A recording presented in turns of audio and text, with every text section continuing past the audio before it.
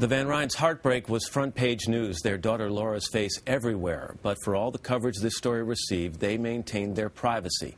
Until now, along with the Siraks, they've written a book about this ordeal called Mistaken Identity.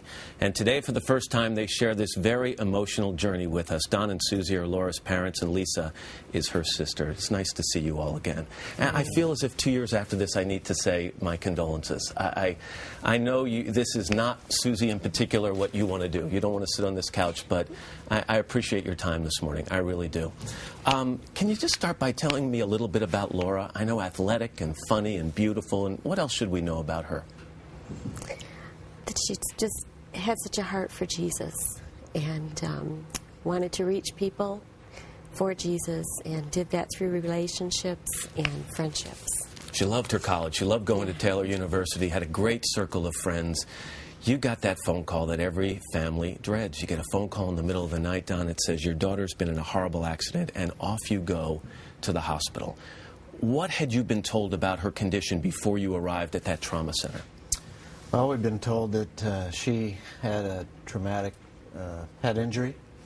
She had some broken bones, some badly broken bones, and they had asked permission on our way down to put a tube into her head to monitor brain swelling or bleeding, so we knew that she had, again, that brain injury to some extent. And just before they let you go in to see Laura in that trauma center, I know, Lisa, they said to you, prepare yourselves. This has been a horrific accident. She is going to appear, what were the words they used? An altered state, was that? Yeah, or she's not going to look like herself, because you have to understand what she's been through. So you walked through the door of the room, and what did she look like? Well, would you like to? She was lying in the bed, and we just saw her face. She had a bandage around her head. She had the tube in her mouth to help breathe, and she had the tube in her head, and some cuts and swelling. But we looked at just that face, and we said, yeah, that's Laura. No doubts in your mind at that point, on that first night, that this could be anybody but your daughter, Laura? No. Right. You guys settled into a routine, and it's a horrible routine, but 24 hours a day, taking shifts. Nobody ever left her alone. You stood by her side. Were you talking to her? What were you doing? She was in a coma. She couldn't respond to you. How were you communicating or trying to with her, Susie? Well, we talked to her about everyday things and told her who was there and that we loved her. And you sang to her, too, didn't you? She was going to do fine, yes, and I sang to her. We sang to her at various times. Yeah, I know you called her your sunshine, and so you would sing, "You Are My Sunshine." Mm-hmm. And you went through this 5-week period, 24 hours a day. And during the time, Lisa, I know there were little things that cropped up. You mentioned in that piece that her teeth looked different. Somebody noticed her eyes look a little different. You noticed one time when you saw her navel or her belly button, something unusual there, right? It had been pierced. And you thought, we didn't know that. When did the little doubts become larger doubts?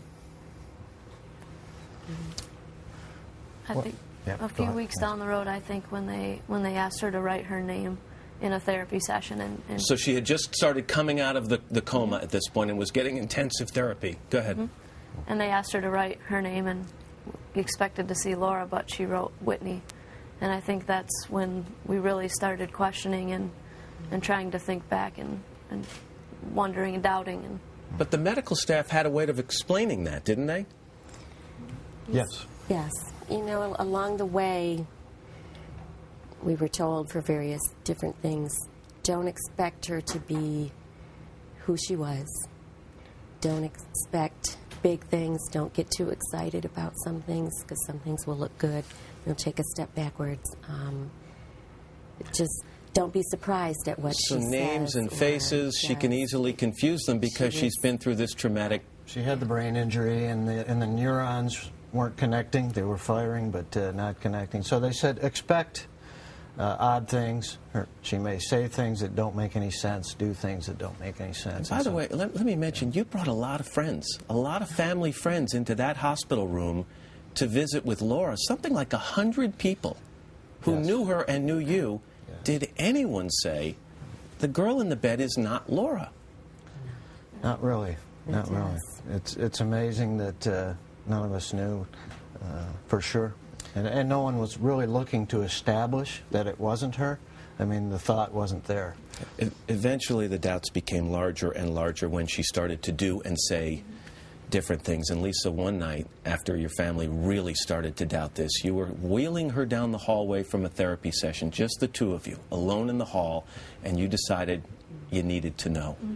What'd you say? It had been building inside that I thought that this was the case, that it wasn't Laura. And so I asked her if she could tell me her name. And she said Whitney. And I said, that's great. You're doing really well. And I knew that it was true. And You asked her what her parents' names were. and she said Newell and Colleen. And I knew that Laura wouldn't know that. And even if she did in that state, that she wouldn't know that. So In an instant, you now know this is not your daughter in the bed. Great news for another family.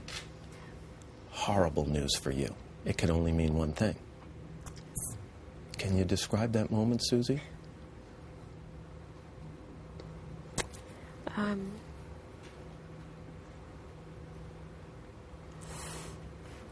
It's impossible Yeah.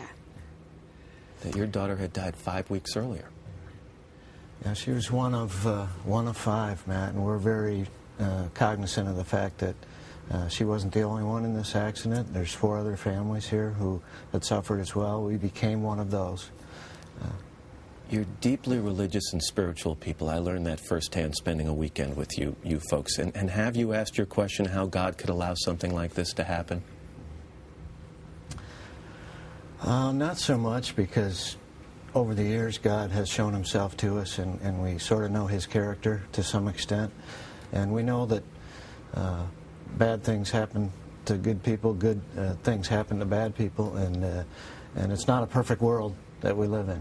And but we believe that God is sovereign, and that he takes an active part in our lives. And even in joy, or even in sorrow, there can be joy, and even in tragedy, there's hope. And that's our message. And your heartbreak did mean joy for another family. And we're going to take a break, and when we come back, we're going to meet the Sirac family. Talk about the other side of the coin. Their story was reversed.